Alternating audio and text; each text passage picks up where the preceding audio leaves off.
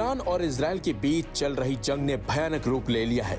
Israel ने Iran के परमाणु कार्यक्रमों और तेल ठिकानों को जैसे निशाना बनाया, वैसे ही ईरान भी इजराइल पर हमले शुरू कर देता है। ईरानी हमलों ने इजराइल को काफी नुकसान भी पहुंचाया है।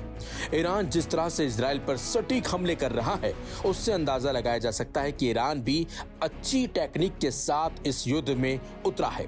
इस जंग के बीच कई मीडिया रिपोर्ट्स और ताजा घटनाक्रम इस बात के स्पष्ट संकेत दे रहे हैं कि अमेरिका जल्द ही इस जंग में प्रत्यक्ष रूप से एंट्री ले सकता है। वहीं कुछ रिपोर्ट्स ने दावा किया है कि संयुक्त राज्य अमेरिका ने यूरोप में लगभग 30 फाइटर जेट भेजे हैं, जिनका इस्तेमाल अमेरिकी ठिकानों की रक्षा करने वाले लड़ाकू विमानों की सहायता के लिए किया जा सकता है, या जिनका उपयोग ईरानी परमाणु सुविधाओं पर किसी भी संभावित हमले में शामिल बम वर्षकों को विमानों की मदद करने में किया जाएगा। इससे संकेत मिलता है कि अमेरिका भी जंग में एंट्री के लिए तैयार है। जेट विमानों की आवाजाही ऐसी खबरों के बीच हुई है जब अमेरिका ने एक विमान वाहक पोत USS निमित्ज को भी दक्षिण चीन सागर से मध्य पूर्व की ओर भेज दिया है। निमित्ज विमान वाहक पोत लड़ाकू विमानों की एक टुकड़ी ले जाता है और कई गाइडेड मिसाइल विध्वंसक उसे सुरक्षा प्रदान करते हैं। न्यूयॉर्क टाइम्स की रिपोर्ट के मुताबिक अगर अमेरिका युद्ध में शामिल होता है तो ईरान ने मध्य पूर्व में अमेरिकी ठिकानों पर हमले के लिए मिसाइलें तैयार की हैं।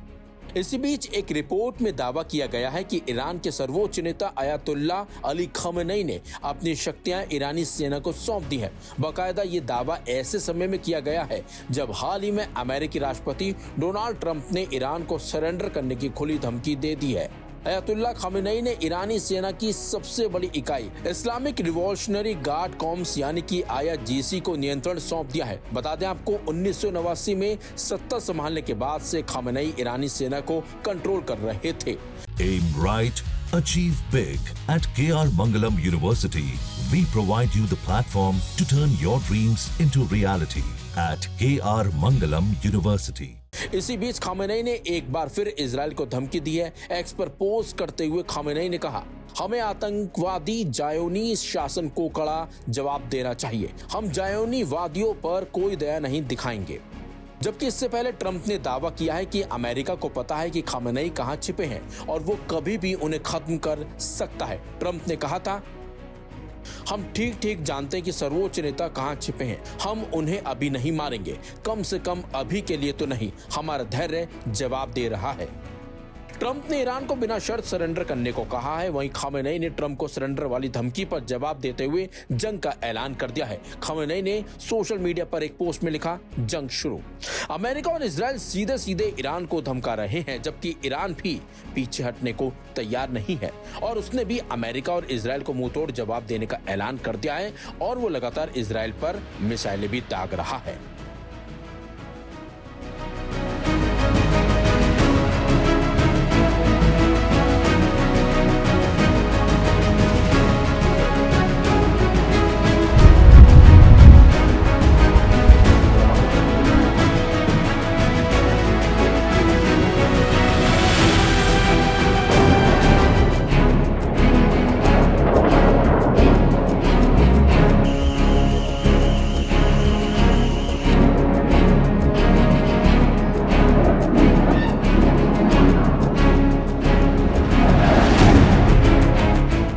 ईरान और इजराइल के बीच युद्ध जारी है।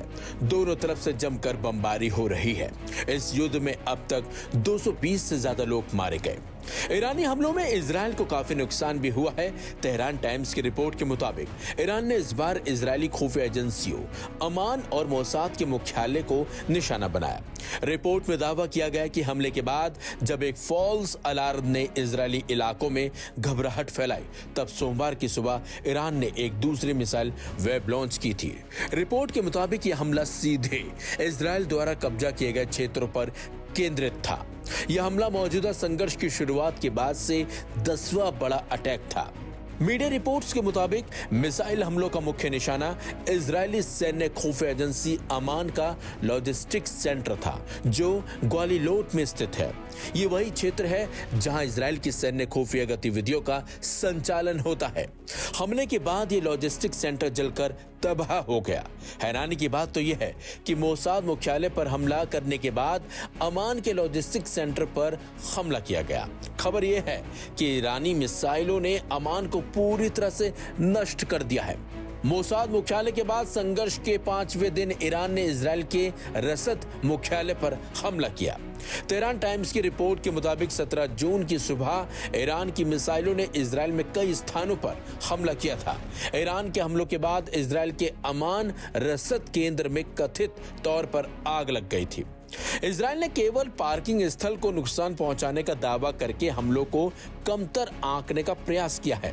इजराइल की कुलीन इकाई से जुड़ी गुप्त बैकअप साइटों को ईरान ने भयंकर तरीके से नुकसान पहुंचाया है, ये ईरान ने दावा किया है। एक ऑनलाइन वीडियो में कथित तौर पर ईरान के हमलों के बाद इजराइल के हर्जलिया शहर को हुए नुकसान को दिखाया गया। Aim right, achieve big. At KR Mangalam University, we provide you the platform to turn your dreams into reality. At KR Mangalam University. हर्जिलिया में ही मोसाद और अमान लॉजिस्टिक्स मुख्यालय जैसे उच्च मूल्य वाले लक्ष्यों पर हमला किया गया है। रिपोर्ट में यह भी कहा गया कि मिसाइल हमलों में मोसाद का मुख्यालय और यूनिट 8200 के कुछ गुप्त बैकअप ठिकानों को भी तबाह कर दिया गया है। यूनिट 8200 इजराइल की इलेक्ट्रॉनिक निगरानी और खुफिया इकाई है, जो साइबर युद्ध और डेटा इंटेलिजेंस में विशेषज्ञ मानी जाती है। इजरायली रक्षा प्रतिष्ठान की ओर से इन हमलों को बस स्टैंड या पार्किंग क्षेत्र को हुए नुकसान के रूप में पेश किया जा रहा है, लेकिन ईरानी मीडिया ने दावा किया है कि जानकारी भ्रामक है और असल में हमले सीधे रणनीतिक और खुफिया ठिकानों को लक्ष्य बनाकर किए गए थे। आपको बता दें कि ईरान और इजराइल के बीच संघर्ष तब शुरू हुआ जब बीते शुक्रवार को इजराइल ने तेहरान के आवासीय क्षेत्रों और न्यूक्लियर साइट्स पर बड़े पैमाने पर हवाई हमले किए थे। इजराइल की इन कार्रवाइयों में अब तक 7 ईरानी सैन्य अधिकारियों, 9 परमाणु वैज्ञानिकों और 220 से ज्यादा नागरिकों की मौत हो चुकी है।